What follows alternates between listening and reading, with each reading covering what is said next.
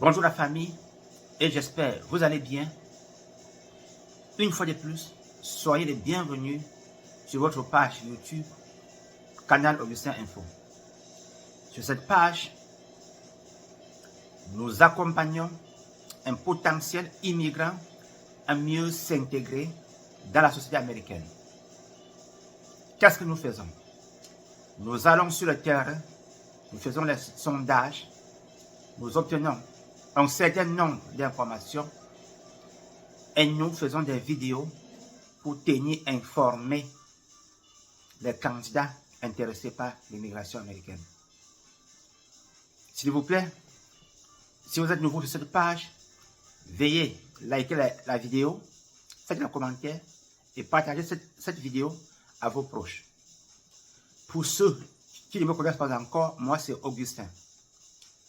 S'il vous plaît, le travail que nous faisons sur cette page est juste axé sur l'immigration aux États-Unis. Au regard de la thématique de la journée, nous allons répondre juste aux questions des internautes. Depuis un certain temps, nous avons reçu au niveau de notre compte WhatsApp beaucoup de messages. J'ai toujours demandé aux gens de poser la question dans YouTube. Je ne sais pas pourquoi les gens n'aiment pas. Les gens préfèrent venir en inbox, poser la question dans WhatsApp. Et je ne sais pas pourquoi. Alors que je préfère, à mon niveau, le commentaire dans YouTube. Donc, la thématique de la journée porte sur les réponses aux questions des candidats intéressés par l'immigration américaine. Donc, j'ai reçu trop de questions dans WhatsApp. Et ce que je vais dire dans la présente vidéo est que parmi ces questions reçues, il y a des questions qui revenaient même 2 ou 3 fois. Je vais répondre à un certain nombre de questions. La première question que j'ai devant moi, puisque je vais juste suivre l'ordre auquel j'ai reçu ces questions. Ça fait depuis près de 2 mois. La première question, quelqu'un dit, je suis détenteur de la Green Card. Comment dois-je faire pour trouver du travail une fois aux États-Unis? Là, c'est un candidat qui est encore dans son pays. Je vais répondre simplement. Quand vous arrivez aux États-Unis, vous avez la Green Card, c'est déjà bon, puisque la Green Card, c'est votre papier légal pour faire une demande de travail. Qu'est-ce que vous faites quand vous êtes nouveau aux États-Unis? Vous allez dans les sites internet, les sites de travail. Vous postulez. Comment postuler? Vous voyez un job qu'on a posté, vous lisez, vous essayez un peu de voir ce qu'il y a lieu de faire, et vous postulez à un job, vous faites un résumé. C'est ça qu'on appelle, dans beaucoup de cas, dans les pays étrangers, le CV. Donc, vous arrivez aux États-Unis, vous avez la Green Card, c'est très facile pour appliquer les jobs. Vous pouvez aller, par exemple, dans les workforce, vous pouvez aller dans les public library. C'est-à-dire que la librairie est publique. Dans toutes ces librairies, il y a toujours un service pour le job. Vous arrivez là-bas, on peut même vous aider à faire votre librairie. Même quand vous partez dans les workforce sont là, c'est leur boulot. Ils assistent les gens. Même quand vous êtes faible en anglais, ils vous assistent. On vous aide comment postuler un job online. Donc c'est très facile. Il n'y a même pas il n'y a pas trop de se poser la question à un tel niveau. Pas de souci à un tel niveau. Bon, la deuxième question que je reçois en inbox, c'est comment savoir si on a été sélectionné après avoir postulé dans une université américaine. Là, c'est un candidat qui veut obtenir un visa de catégorie F1. C'est un visa F1, c'est un visa d'études.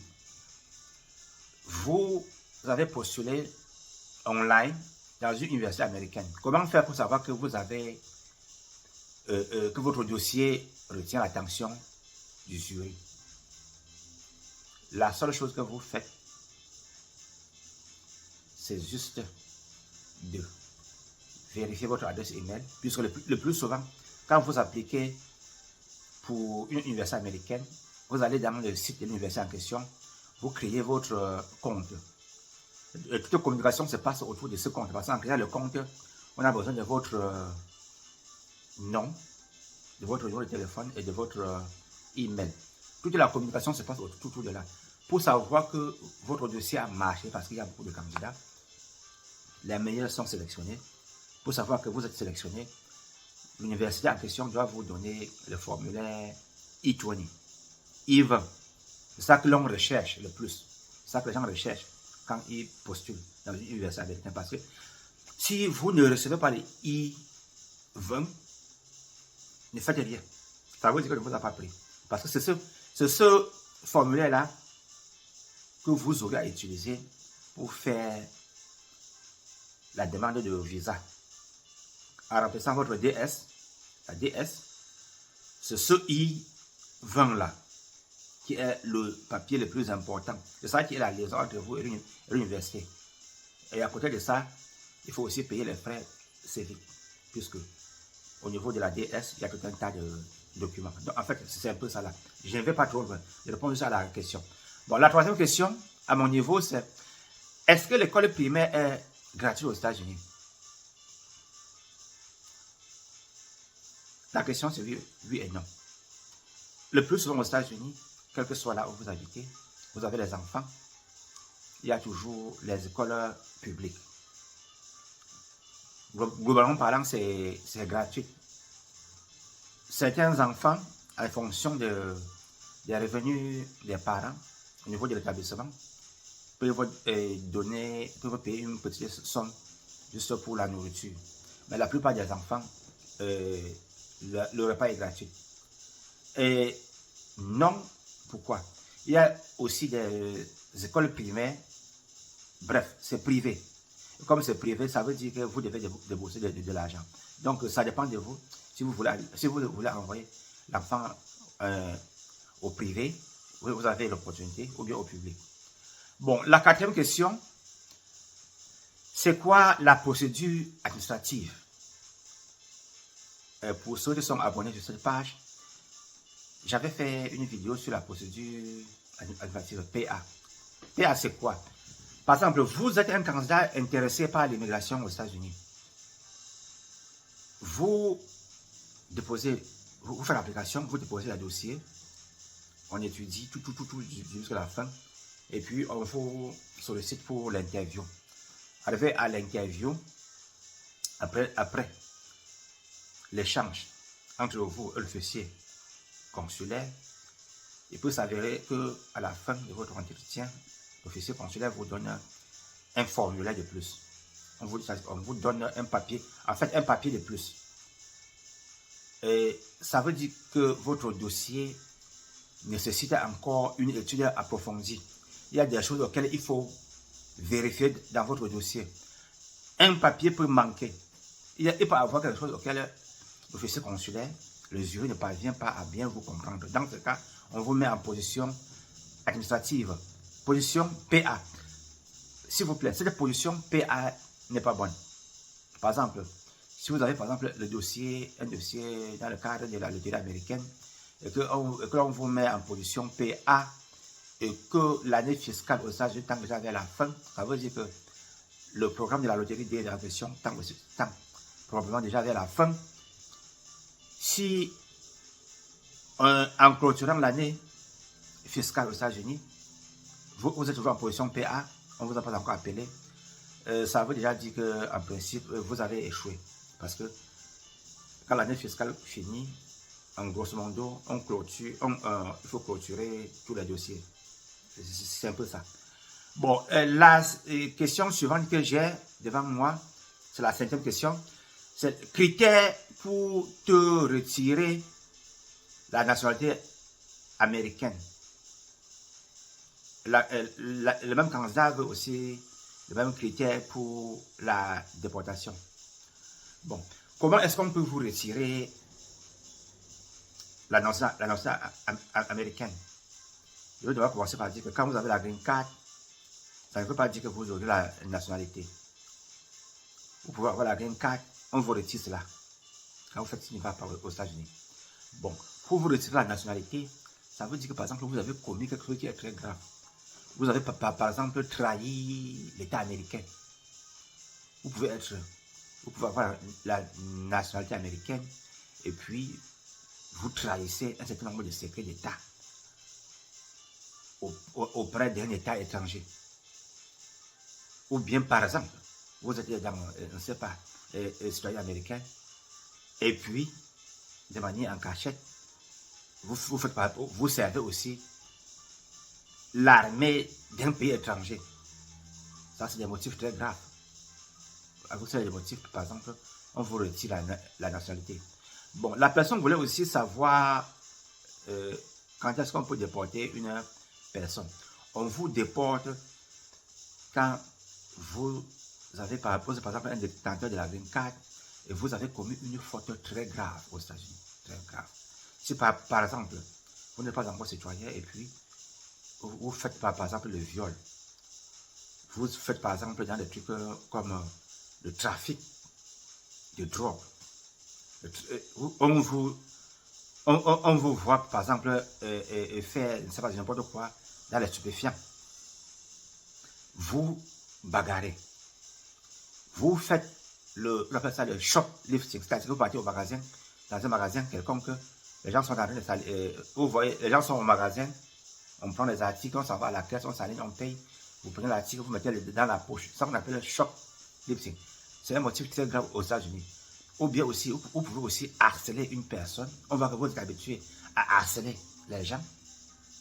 C'est très fréquent. Vous êtes, par exemple, quelqu'un qui fait dans le trafic de la drogue. Vous êtes un dealer de drogue. Quand on vous interpelle, la police américaine vous interpelle et on voit que vous faites dans cela, et que vous êtes un immigrant, vous n'avez pas encore la nationalité, tous ces motifs sont suffisamment valables pour vous déporter.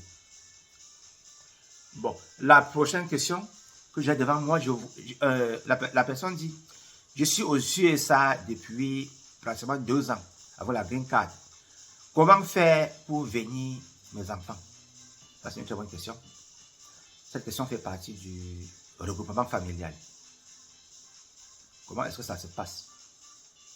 Vous êtes aux États-Unis, avec la green card, depuis 2 ans, vous voulez faire venir vos enfants. Qu'est-ce qu'il faut faire? Il y a une procédure à suivre. Première chose à faire, vous devez remplir le formulaire I-130. Vous payez les frais. Nous sommes au mois de janvier 2023. Les frais, pour le moment, c'est autour de 535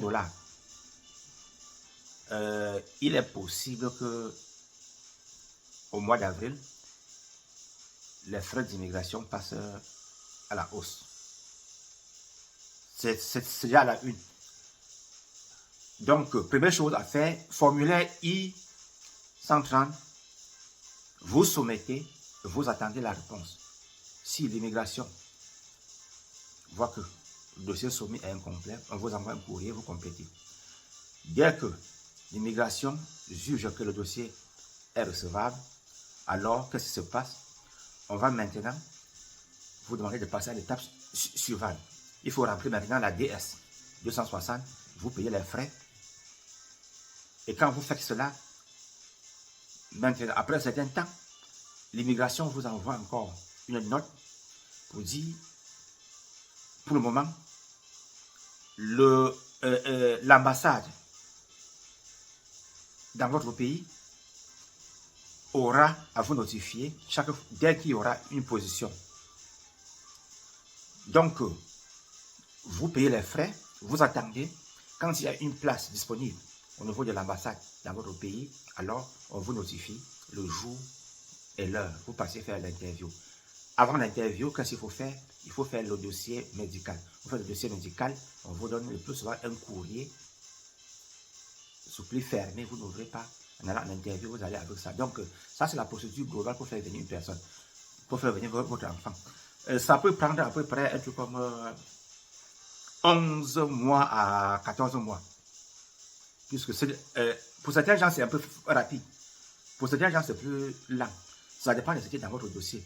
Et pour aller jusqu'à, jusqu'au niveau de l'interview, vous qui voulez faire venir votre enfant, vos enfants, vous devez avoir la fille de vie.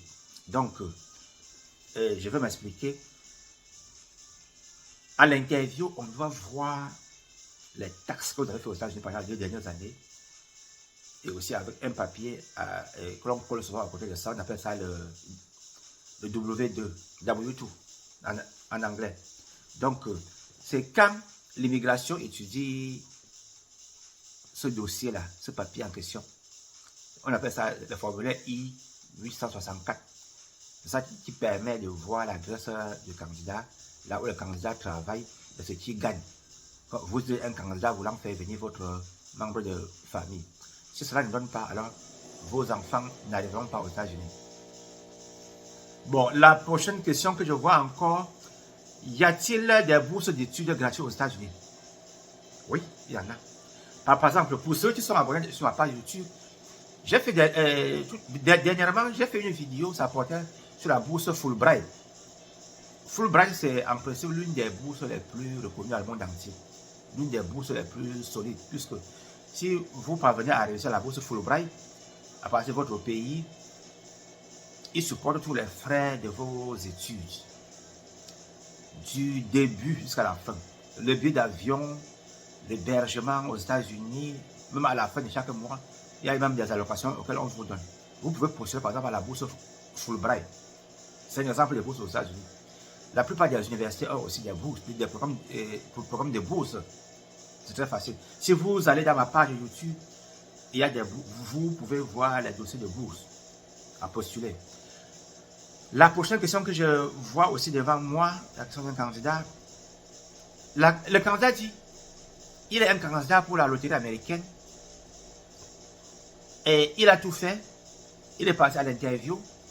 Et à la grande surprise, on lui a donné un formulaire, le formulaire 5535. Il voulait savoir ce que c'est. Ce formulaire, la 3555, on vous donne cela. Quand vous avez par exemple fait l'interview, l'officier constate que il y a encore beaucoup à faire sur vous. C'est là différent des procédures administratives. PA, le plus souvent c'est la vérification. Il y a quelque chose un peu à vérifier. La 3555, c'est juste les questions supplémentaires que l'on pose à un candidat. On vous donne un formulaire. Par exemple, on veut voir, par exemple, vos mouvements pendant les derniers moments. C'est un peu ça. C'est des questions supplémentaires. C'est juste des questions qu'il faut répondre. C'est là à l'immigration. On veut par exemple, on veut savoir si vous avez, par exemple, visité un pays, un genre là. C'est un peu ça. On veut voir comment, même si vous avez visité, comment était un peu vos financements. On veut un peu, par exemple, on voit comment votre dossier était à l'immigration. Beaucoup d'argent est entré dans votre compte bancaire. Donc, on veut un peu faire les petites études, on veut un peu un petit sondage. On veut un peu un certain nombre d'informations un peu plus sur vous. Donc, c'est ça la 3555. La prochaine question que je vois encore, c'est comment avoir la green card après le permis de travail. Le permis de travail, c'est ce qu'on appelle le working permit aux États-Unis. Comment avoir la green card. Quand vous êtes un candidat ayant fait l'application jusqu'à obtenir le permis de travail aux États-Unis, c'est-à-dire le working permit, la chose la plus importante, c'est d'avoir la green card. Comment ça se passe? c'est pas facile. Pour avoir la green card, cela dépend de votre dossier d'immigration. Cela dépend de ce qui est dans votre dossier. Cela dépend de comment votre documentation a été faite. Si par exemple vous faites une documentation pour votre cas, vous posez ça devant le juge d'immigration aux États-Unis, s'il ne comprend rien, s'il ne voit pas les évidences.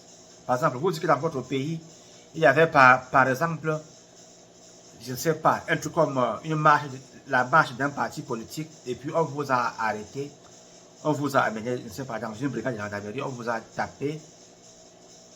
Si vous dites que voilà le cas auquel vous êtes confronté, pour que l'officier de l'immigration américaine accepte cela, vous faites cela avec la documentation. On vous a arrêté, il faut les preuves. Vous étiez à la gendarmerie dans votre pays, il faut les preuves. Par exemple, il faut une preuve, par exemple, que vous vous êtes plaint, vous avez peut-être contacté un avocat, voilà ce que l'avocat a fait, arrivé, je ne sais pas, devant un juge, je ne sais pas, voilà ce qui a été fait. C'est un peu, ça c'est un exemple que je prends un peu. Donc, pour avoir la green card, votre dossier doit être clair. Et beaucoup de gens qui font le permis de travail, la plupart de tous ces gens-là, beaucoup sont ceux qui sont arrivés aux États-Unis à pied. Parfois aussi, c'était les visiteurs ou bien les touristes. Et puis, ils voient qu'ils peuvent rester en changeant leur statut. La loi reconnaît cela. Veuillez écouter ma dernière vidéo pour être un peu plus... pour avoir un peu plus d'informations à un tel niveau. Donc, vous faites tout cela. Si ça ne donne pas, vous faites la documentation, ça ne donne pas, alors on refuse, c'est refusé. Et quand c'est refusé, ça veut dire que votre dossier est là comme ça. Vous pouvez facilement faire même encore même 5 ans, 10 ans, 15 ans, 20 ans, 25 ans aux États-Unis sans avoir la green card. Vous êtes là, vous montez, vous descendez juste après votre working permit, le permis de travail. Quand vous avez le working permit, même s'il y a quoi dans n'importe quoi dans votre pays, vous ne pouvez pas y aller. Dès que vous sortez, vous dites qu'il y a telle chose très importante dans mon pays, vous partez, vous ne pouvez plus entrer. Donc, quand vous avez ça de dossier devant vous, ayez toujours vers les gens qui ont l'expérience. Allez vers les avocats. Ça, c'est un peu mon conseil pour un tel niveau.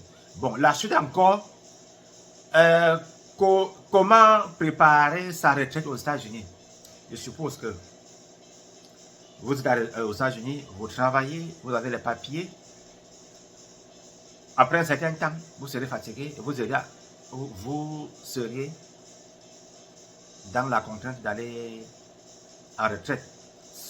Ça, c'est le chemin de tout le monde. Comment est-ce que ça se prépare, la retraite? Aux États-Unis, quand vous travaillez, je conseille toujours mes gens, travailler quelque part, vous payez les taxes. On vous paye avec le bulletin de paye. En vous payant, on préfère les taxes, on prélève les taxes, puisque cela permet d'avoir un compte au service de sécurité sociale. Quand vous allez en retraite, le service de sécurité sociale vous donne une certaine somme d'argent à tout moment. Donc voilà comment on prépare la retraite aux États-Unis. Et quand vous travaillez, s'il vous plaît, ce que le social vous donne, ça ne suffit pas. Ça ne peut pas bien vous servir en retraite. Quand vous travaillez, demandez à votre employeur s'il donne le 403B ou bien le 401k. Si oui, il faut faire cela parce que c'est très important. L'argent de 401k ou bien 403B, vous accédez à cela quand vous avez l'âge de 50 ans. Au cas contraire, avant l'âge de 50 ans, pardon, je m'excuse. L'âge de 59 ans, je m'excuse, s'il vous plaît. Je me suis trompé. Je m'excuse. Si vous avez un compte avec le 401k, c'est-à-dire vous travaillez, à partir de votre bulletin de paye, on prélève une certaine somme d'argent hors taxe.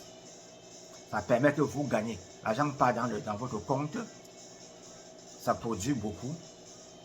À partir de 59 ans, si vous partez en retraite, vous prenez votre argent, vous payez sur les taxes du gouvernement. Si vous prenez votre argent avant l'âge de la retraite, par exemple, avant l'âge de 59 ans, alors qu'est-ce qu'ils font le plus souvent? vous payez la pénalité. Et le plus souvent, d'après ce que je vois, vous payez 20%. 20% sur ce que vous retirez sur votre compte. Petit avantage, par exemple, si vous avez par exemple un 401k ou bien votre 403b, ça c'est des exemples que moi je prends. Vous pouvez aussi prêter de l'argent à l'intérieur pour traiter une question. Et les taux d'intérêt sont relativement très très faibles comparé au fait que si par exemple vous voulez prendre l'argent dans votre carte de crédit pour traiter une commission. La prochaine question que j'ai devant moi, j'ai fait la loterie américaine, je suis présélectionné et jusqu'à présent, je n'ai pas encore eu ma deuxième lettre.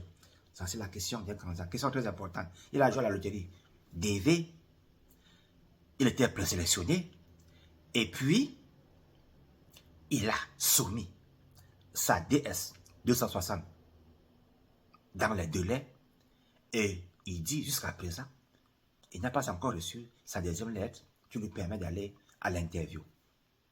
Que faire? Qu'est-ce qui se passe? Vous pouvez écrire au KCC pour demander ce qui se passe. Le plus souvent, si votre seconde lettre bloque, ça tarde de venir, le plus souvent c'est parce que dans votre dossier, on est en train de voir les choses auxquelles on ne parvient pas bien expliquer. Le plus souvent, le dossier n'est pas, vous avez écrit des choses qui ne sont pas claires. Vous faites votre dossier avec les fautes. Vous écrivez avec des fautes. Il y a des choses qui ne marchent pas sur votre dossier. Et il faut beaucoup plus du temps pour vérifier. Il faut plus de temps au service d'immigration pour traiter votre dossier. C'est pour ça que votre seconde lettre n'est pas encore arrivée jusqu'à présent. Vous pouvez même ne pas recevoir votre deuxième lettre. On peut même voir que votre dossier est entaché de beaucoup d'irrégularités. Et on voit que ça ne vaut même pas la peine de continuer avec vous. Donc, c'est un peu ça. La prochaine question encore que j'ai devant moi, peux-je voyager avec le working permit? C'est-à-dire que vous êtes aux États-Unis, vous travaillez avec votre permis de travail. C'est-à-dire, ça veut dire que vous êtes quelqu'un qui est entré aux États-Unis peut-être à pied, ou bien, je ne sais pas, comme un touriste ou bien un visiteur. Le candidat en question veut savoir si vous pouvez voyager avec votre working permit. Non. Mais, ça peut être possible si vous avez une dérogation pour ça. Mais, vous cherchez à avoir des dérogations spéciales, vous ne l'auriez pas. Vous ne l'auriez pas. Attendez le jour que vous aurez la green card et vous sortez. Prochaine question. Peux-je aller à l'interview de la green card sans dossier médical? C'est un candidat qui a été sélectionné à la loterie DV et il veut savoir si il peut aller à l'interview sans son dossier médical. Le plus souvent,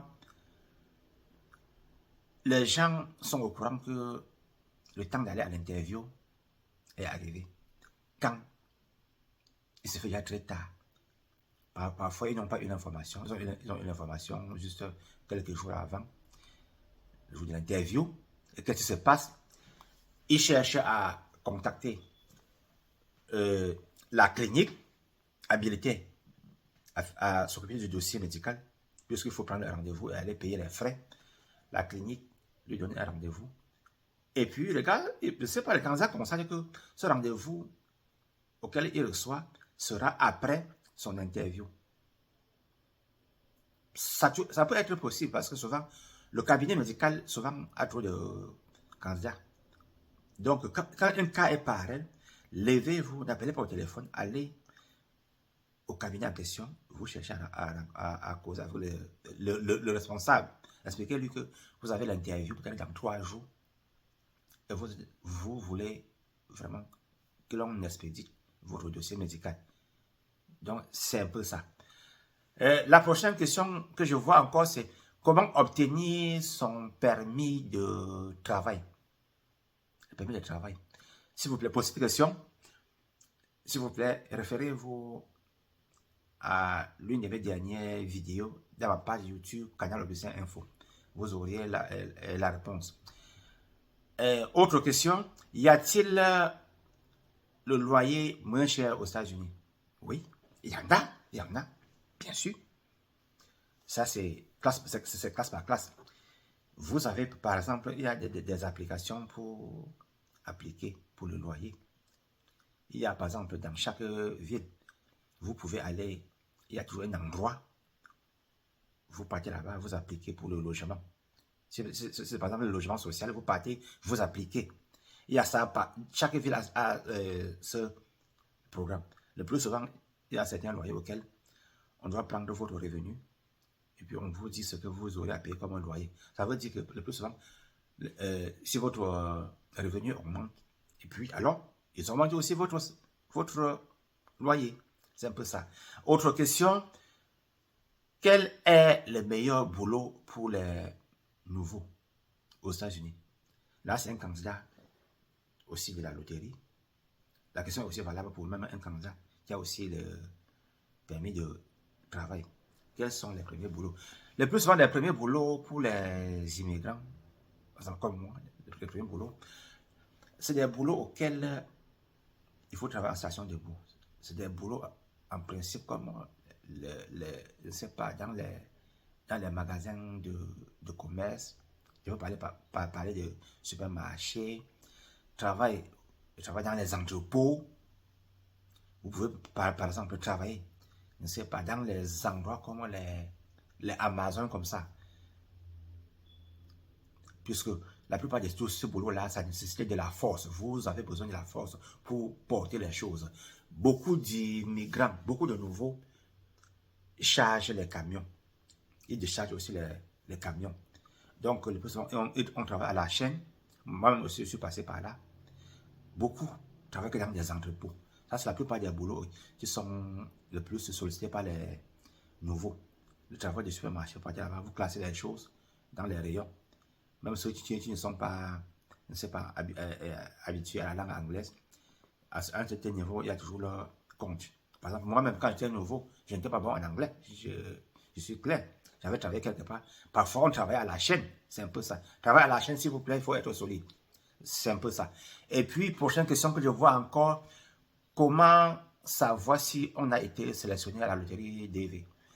Bon, là, je suppose que là, c'est un candidat, quelqu'un qui a joué à la loterie, et puis il veut savoir s'il a été sélectionné. Par exemple, si sera sélectionné, quand vous jouez à la loterie américaine, quel que soit là où vous avez joué, vous avez un numéro de confirmation. Le plus souvent, au mois de mai, en début mai, autour de 6 mai comme ça, les résultats de la loterie américaine sortent. Vous allez dans le site de l'immigration avec la lettre auquel vous avez eu après avoir soumis votre dossier de la loterie. Vous utilisez cela pour vérifier votre statut dans le site de l'immigration pour voir si vous êtes sélectionné. Si vous êtes sélectionné, vous voyez la lettre. Si au cas contraire, il y a aussi un message qui dit que vous n'étiez pas, on ne vous a pas sélectionné. La prochaine question que je vois aussi devant moi, c'est: y a-t-il des universités moins chères aux États-Unis? Oui, il y en a. Par exemple, vous avez le baccalauréat, vous voulez passer à l'enseignement supérieur, il y a des universités moins chères. Par exemple, on appelle ça le plus souvent les community college. Dans tous ces établissements, la pension est relativement un peu plus bas comparée aux universités privées. Et ça, le prix aussi dépend aussi de votre état, de la position de votre université. C'est un peu ça. Bon, autre question aussi, comment obtenir le permis de travail? La question a déjà répondu. Allez, pour ces questions, vous allez dans ma page YouTube. Il y a une des dernières vidéos qui traite la question aussi. Bon, prochaine question encore, ce que je vois.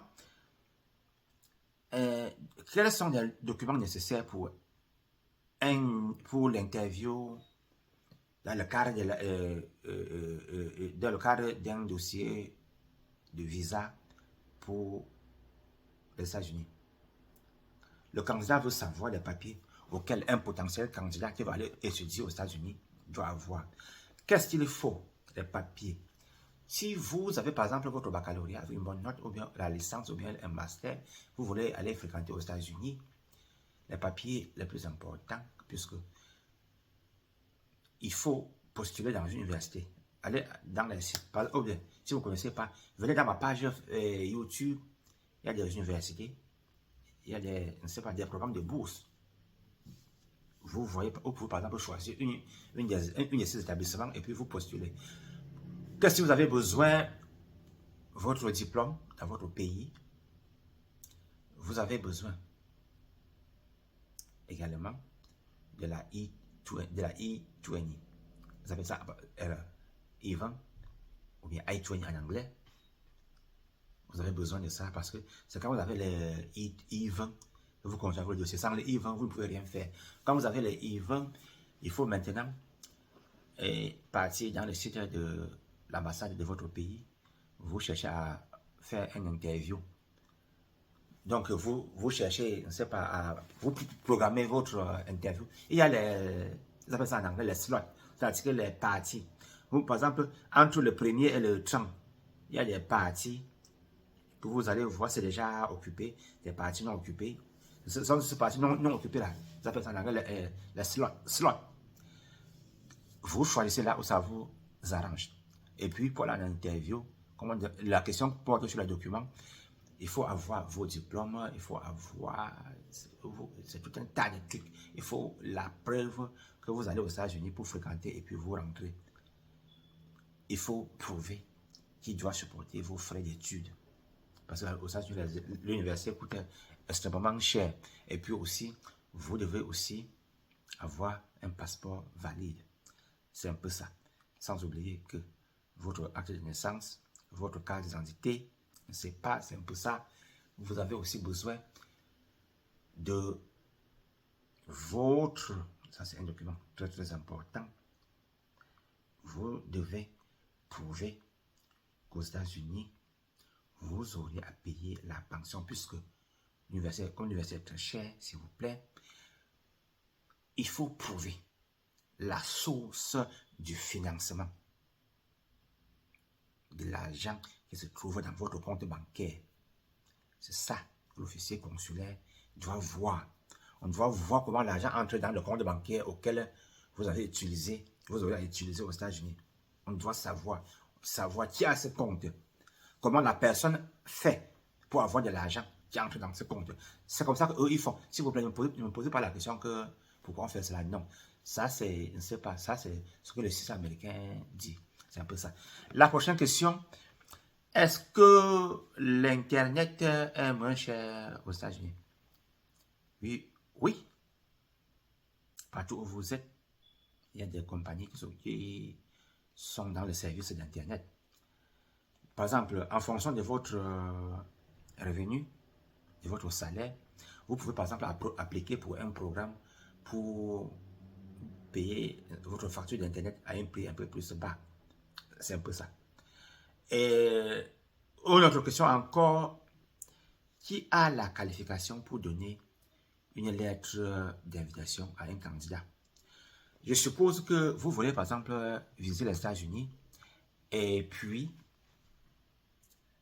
vous savez que l'unité des papiers les plus importants, c'est la lettre d'invitation. Qui peut vous donner une lettre d'invitation? C'est quelqu'un qui est par exemple un détenteur de la Green Card, quelqu'un qui est un citoyen américain. Et puis au niveau de l'income, c'est aux États-Unis, au niveau de la masse salariale, cela doit être aussi bon parce que il ne faut pas que vous donnez la lettre d'invitation à un candidat et puis on étudie votre dossier, on voit même qu'aux États-Unis, même vous ne faites rien. Vous faites un travail auquel ça ne peut pas vous servir même de traiter vos propres questions. Donc, c'est un peu ça. Vous donnez la lettre d'invitation, puisque avant la lettre d'invitation, vous devez vous présenter là où vous habitez, l'adresse, votre numéro de téléphone, par exemple, même parfois aussi l'adresse email, et là où vous travaillez. Donc, c'est un peu ça. S'il vous plaît, je n'aime pas, les gens ne veulent pas les longues vidéos. Ça, c'est une question de questions-réponses. Je pense qu'il va falloir s'arrêter à un tel niveau. Mais je vais répondre. Il y a un candidat qui a posé une question après combien de temps devenir citoyen américain? Quand vous avez par exemple la green card aux États-Unis, après par exemple 4 mois, 4 mois, attends, après un truc comme 4 ans, 4 ans, 9 mois, vous pouvez directement faire votre dossier de naturalisation. Vous faites le dossier de citizenship. Après 4 ans, 9 mois. Le plus souvent, les gens disent 5 ans. Donc, c'est un peu ça. Et vous avez la nationalité si votre dossier est clair, si vous avez un bon background. C'est un peu ça. Bon, s'il vous plaît, pour la vidéo de la journée, je vais m'arrêter à un tel niveau. Elle est un peu longue, je m'excuse. On s'efforce toujours de faire des vidéos un peu plus courtes. La vidéo est longue parce que ce n'est pas un thème précis. C'est juste les questions-réponses des candidats. Donc, s'il vous plaît, si vous trouvez cette vidéo importante, veuillez liker, faites des commentaires, partagez cette vidéo à vos proches et portez-vous bien. En passant, nous sommes ici dans Canal Augustin Info. Dans cette page, par exemple, si vous avez votre dossier d'immigration, vous pouvez nous contacter. Il y a une adresse email. Quand vous êtes sur notre page YouTube, vous pouvez nous contacter à partir de là. Si vous avez un dossier, je ne sais pas, de gouvernement familial, faire venir votre, je ne sais pas, votre fiancé, dossier pour les études, comme ça, vous pouvez nous contacter et puis nous passons à l'étape supérieure. S'il vous plaît, veuillez liker la vidéo, partagez cette vidéo à vos proches, faites les commentaires, portez-vous bien, je vous aime bien, ciao.